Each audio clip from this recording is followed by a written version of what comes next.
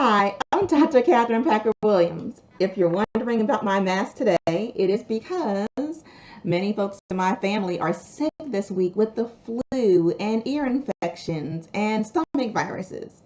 So I've been wearing this mask to kind of protect myself from getting sick. I've kept windows open even though it's been a little bit chilly. I've been spraying down our spaces with Lysol, rubbing on the doorknobs with Clorox wipes and things like that to keep myself from getting sick. But what it got me to thinking about is, how do we keep ourselves well when we might be surrounded by toxic people or people who kind of make us feel sick or uneasy or on edge? How do we protect ourselves from that? We can't wear a mask around them. So, what do we do? Well, here are some pointers. For one thing, we can set boundaries. We might have to just love from afar. Just like with my folks who are really sick, I have the sick family members on one side of the house and those of us who are not sick on another side of the house. And in your life with a toxic person, it may be that you need to create some space between you and that person. Sometimes that space may even be virtual, like online with social media.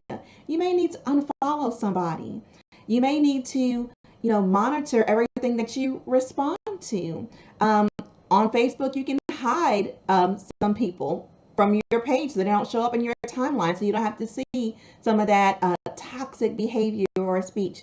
And if necessary, sometimes you might even have to block a person.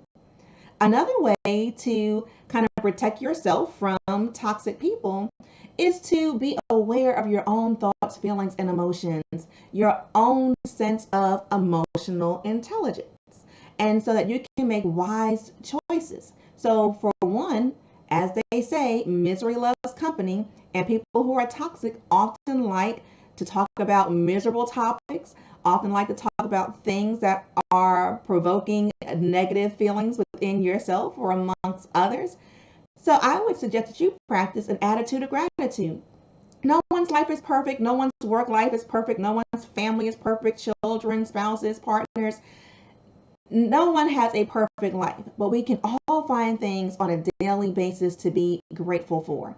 And sometimes we have to train ourselves to see the glass as not being half empty, but to be thankful that we have a glass that has anything in it at all.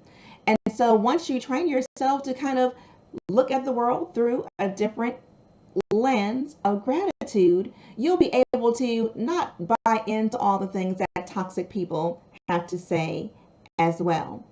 And finally, when you find yourself dealing with toxic people, you have to protect yourself not with a mask per se, but with an understanding that you have a choice. You have a choice to not get sucked into what they're bringing you into. And that choice may be to walk away. That choice may be to not engage. That choice may be to offer a positive solution and stay solution focused and to stay problem focused with them. But whether you choose to buy into it and let all that negativity into your spirit or to block it, it is all your choice. So you can, like I am this week, protecting myself from sick folk. You can protect yourself too from toxic people every day by the choices that you make.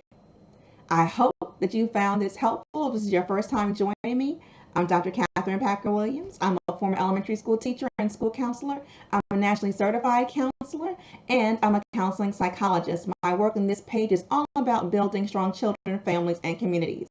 So, wish me luck. It's time for me to get back to my caregiving, and I hope that you all are staying away from toxic people and also staying well during what has become a very active flu season. Take care and have a great weekend.